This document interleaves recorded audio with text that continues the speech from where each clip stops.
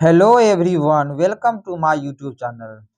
आइए हम लोग इस वीडियो में जानते हैं आज चतुर्भुज के बारे में। चतुर्भुज के जितने भी टाइप्स होते हैं उससे क्वेश्चन जो एग्जाम में बनते हैं उसका डिस्कशन हम लोग करेंगे। तो आपके सामने स्क्रीन पे पहला क्वेश्चन जो है वो सम चतुर्भुज से रिलेटेड है। ठीक है, तो सम चतुर्भुज के बारे में हम सबसे पहले जानते हैं। सम चतुर्भुज किसको कहते हैं? जिसकी चारों भुजा बराबर होती है लेकिन कोण समकोण नहीं होते। ठीक है, समानांतर होती, आमने सामने की भुजा क्या होती है? समानांतर होती है। और इसके विकर्ण जो होते हैं, विकर्ण, ये एक दूसरे को लंबवत काटते हैं। क्या करते हैं? लंबवत, लंबवत समद्विभाग करते हैं। ठीक है, तो इसमें करा देखिए समचतुर्भुज का क्षेत्रफल जो निकालना होता है। इसमें क्या दिया हुआ आपका? विकर्ण की लंबाई 48 और 64 है। तो सबसे पहले हम लोग जो है इसका बेसिक सा सूत्र क्या होता है? क्षेत्रफल का 1/2 d1 इंटू d2, इसको समझेंगे। ठीक है, मतलब पहला विकर्ण गुने दूसरा विकर्ण। तो पहला विकर्ण कितना है?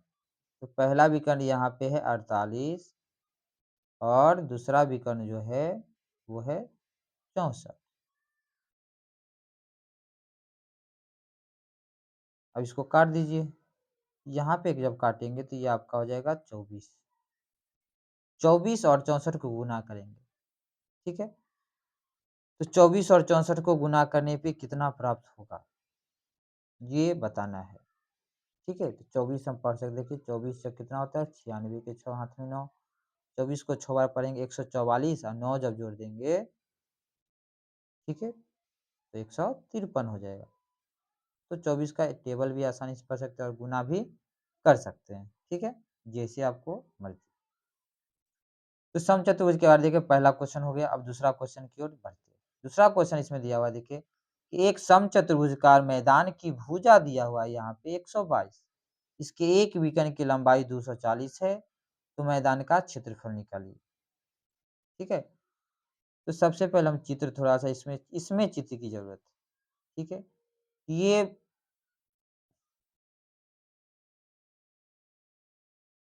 मान लीजिए ये विकर्ण आपका दिया हुआ है। ठीक है, एक दूसरे को क्या करता है? लंबवत काटता है विकर्ण। तो 122 दिया हुआ है यहाँ पे पहली भुजा। ठीक है, तो सबसे पहले हम लोग भुजा पे ही आते हैं। ये दिया हुआ है 122, इसको समझिए। यहाँ तो ये 90 डिग्री बनेगा कोण। विकर्ण एक दूसरे को लंब समद्विभाजित करते हैं, मतलब विकर्ण अगर 240 है ना, ये आधा हो जाएगा। कितना हो जाएगा? 120 इधर भी होगा और 120 इधर होगा।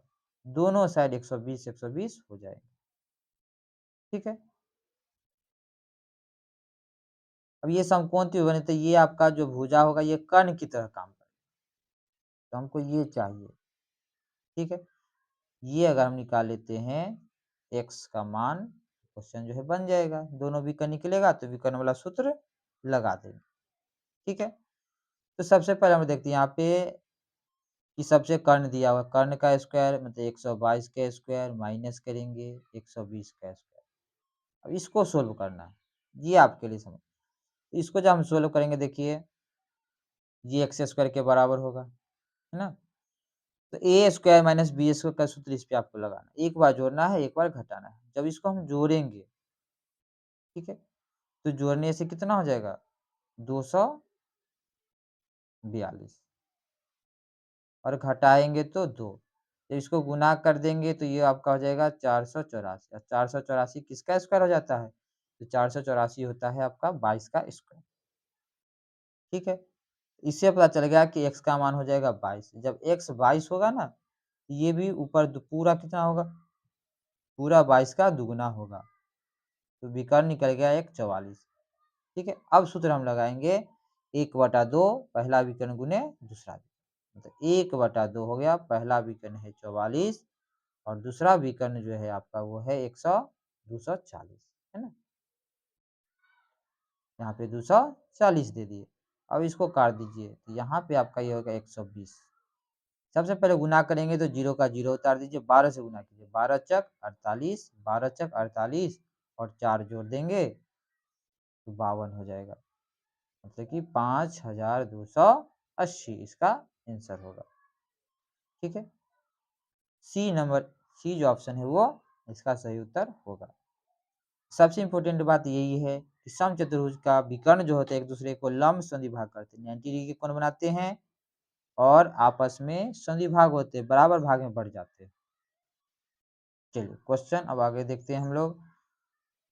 ये क्वेश्चन आपका है समलंब चतुर्भुज का क्षेत्रफल का। समलंब चतुर्भुज का क्षेत्रफल, समलंब चतुर्भुज किसे कहते हैं? जिसका मात्र एक जोड़ी भुजा समानांतर होती है, इसमें कोई भुजा बराबर नहीं होती। ठीक है, इसकी समांतर भुजाएं के बीच की लंबा दूरी दी हुई है 28। ये लंबा दूरी जो है ऊंचाई ही होता है। ठीक है, यदि समांतर भुजाओं में से एक की लंबाई 72 है तो दूसरे भुजा की लंबाई बताइए। दूसरे भुजा की लंबाई आपको बताना, एक 72 ये बड़ा वाला 72 ले लेते है ना ऊपर। इसका बेसिक जो सूत्र होता है क्षेत्रफल का, देखिए क्षेत्रफल कितना है 1792, बराबर जो होता है 1/2 होता है समांतर भुजाओं का। जैसे 72 है, ऊपर वाला मान ली x तो x लिखेंगे और गुना ऊंचाई, ऊंचाई आपका 28 दिया हुआ है। ठीक है, बस ये 1/2 समांतर भुजाओं का योग और प्लस गुना ऊंचाई होगा। तो हम लोग ऊंचाई जो है समांतर भुजा एक x मान लिए हैं, अब इसको हम सोल्व करेंगे। ठीक है, आंसर आ जाएगा। तो सोल्व करते हैं, देखिए 2 से सबसे पहले इसको काट दिए, ये 14 हो गया। ठीक है, 14 को गुना करना होगा 72 से, है ना, नहीं तो 14 को इससे आप भाग दीजिए तो 14 से हम काट ही देते। देखिए 14 से कटने वाला है, 14 एकम 14 हो गया, 3 पर 9 हो गया, 14 दूनी 28, बच जाएगा 11। ठीक है, तो 14 अट्ठे 112 होता है ना, 14 सत्ते 98, 14 अट्ठे 112, 128 में तो एक कट गया। अब यहाँ पे 128 बराबर दिया हुआ है 32 जोड़ x, तो 72 72 है, सॉरी 72 घटा देंगे तो x का मान निकल जाएगा, 8 में से 2 जाएगा 6। ठीक है, कितना हो जाएगा ये 56 आंसर होगा। x का मान जो है वो 56 निकल गया। ठीक है, इसका आंसर क्या होगा? बी ऑप्शन आंसर होगा 70।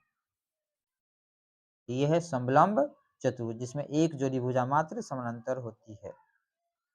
अब आ जाइए रोम्बस समचतुर्भुज पे। समचतुर्भुज जो है सबसे फेवरेट इस पे क्वेश्चन बनता है सभी एग्जाम में। ठीक है, ये बहुत अच्छा, देखिए सम चतुर्भुज जो होता है वो वर्ग से थोड़ा सा डिफरेंट होता है, क्योंकि वर्ग में एंगल जो होते हैं कोण वो 90 डिग्री होते हैं, इसमें नहीं होते। इस तरह थोड़ा सा तिरछा होगा ये। इसका क्षेत्रफल दिया हुआ देखिए 440, इसमें एक विकर्ण दिया हुआ है 20 और दूसरा विकर्ण पूछ रहा है। पहला विकर्ण है, दूसरा विकर्ण, तो फॉर्मूला ही होता है 1/2 पहला विकर्ण गुने दूसरा विकर्ण, 1/2 d1 इंटू d2। ठीक है, बराबर होता है एरिया, बराबर कितना हो जाएगा 440। अब इसको सोल्व करेंगे बस, एक विकर्ण 20 दिया हुआ ही है ना, तो 1/2 हो गया, पहला विकर्ण 10 मानेंगे, दूसरा विकर्ण को मान लीजिए d2 है तो d2 ही लिखेंगे 440। बस इसको आपको काटना है, 0 से 0 कट गया तो d2 बराबर हो जाएगा 44 का डबल, है ना, 44 गुना 2 कितना हो जाएगा 88। चलिए अगला क्वेश्चन पे पहुंचते हैं।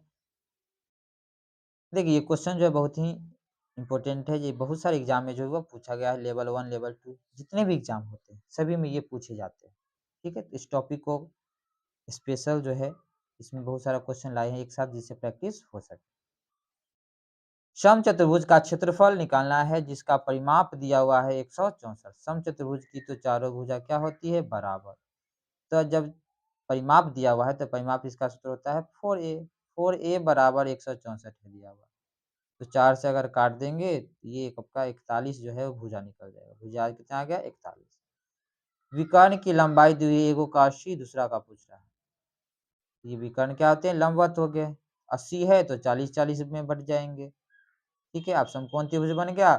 कह रहा है इसमें क्या क्षेत्रफल निकालेंगे, तो सबसे पहले दूसरा विकर्ण निकालना पड़ेगा, उसके बाद ही क्षेत्रफल निकाल सकते हैं। ठीक है, तो 40 है, एक 41 है, दूसरा क्या निकलेगा 9 निकलेगा।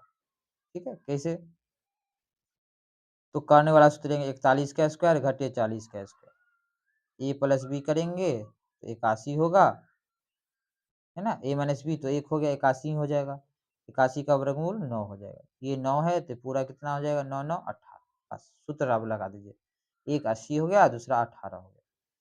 तो 1/2 18 गुना 80।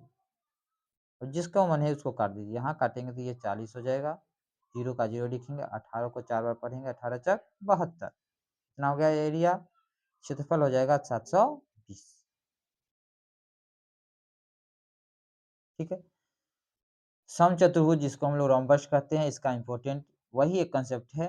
इसको हम दो तरीका से एरिया निकाल सकते, एक विकर्ण के सूत्र से और दूसरा ऊंचाई अगर दिया हुआ है तो। अधिकतर में जो है आपको ऊंचाई नहीं दिया हुआ रहता है, ठीक है, तो विकर्ण से ही निकालेंगे। इस क्वेश्चन को देखिए, समांतर चतुर्भुज है तो समांतर चतुर्भुज में क्या होते हैं?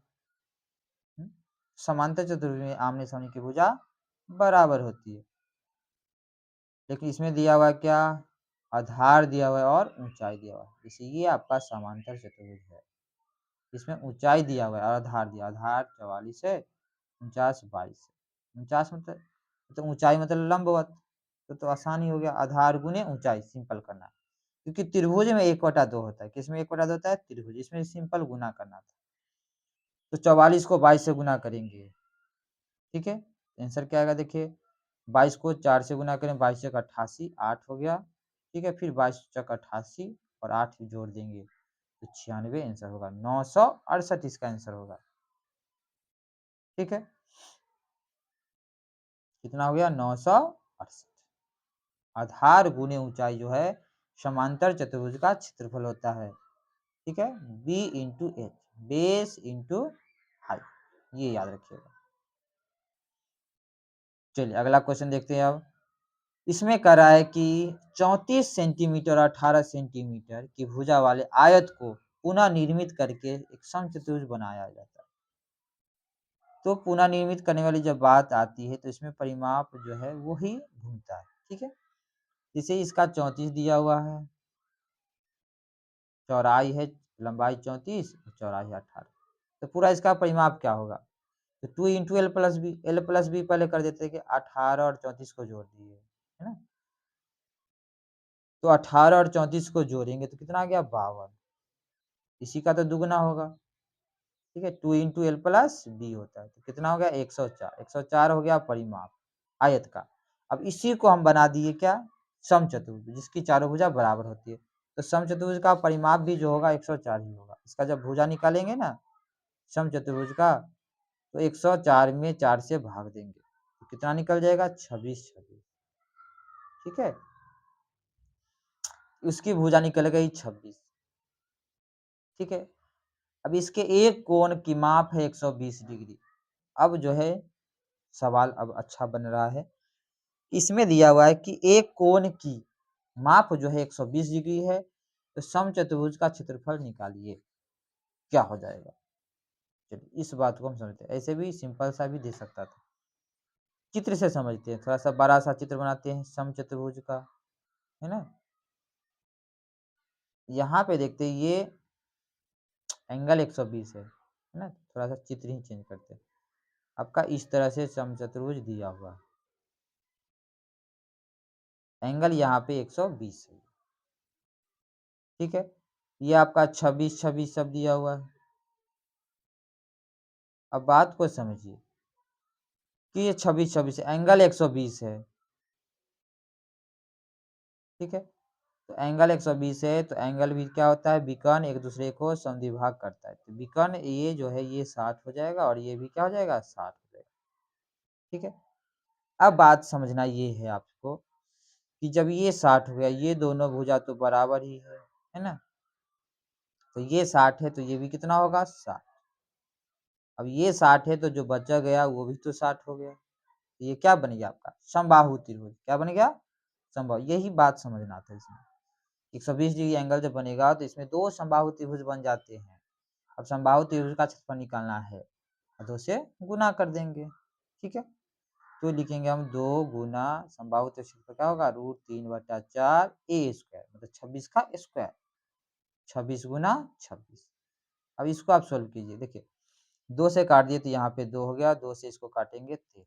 13 और 26 को गुना कर दीजिए, आंसर आ जाएगा। ठीक है, तो हम देखते हैं यहाँ पे 13 26 को गुना करना है, 13 का स्क्वायर 169 उसका डबल कर देना है, ठीक है, और रूट 3 होगा, तो आंसर क्या हो जाएगा सी 338, ठीक है। जैसे देखिए 13 छक 78 हो गया, 13 दूनी 26 और 7 जोड़ दीजिए, 26 में 7 जोड़ेंगे तो 33।